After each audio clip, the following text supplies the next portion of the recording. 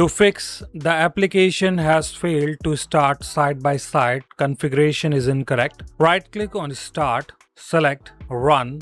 Here you need to type this command event then vwr.msc and press enter.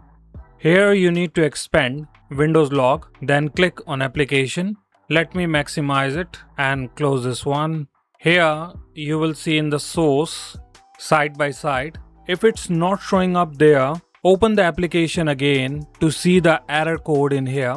Once you'll find the error code, you simply need to double click on it. Here in General tab, you will see something like depending assembly Microsoft vc80.crt. VC80 usually point toward Visual C++ 2005, VC90 points toward Visual C++ 2008, VC100 is for 2010. If you'll see VC110, that is for 2000 version of Visual C++.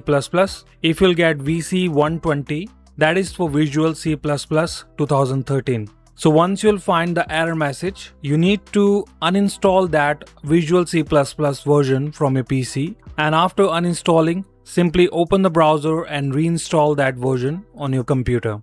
Hopefully this will fix your issue. If you still need help, leave your comment below or contact us on our Instagram or Facebook page.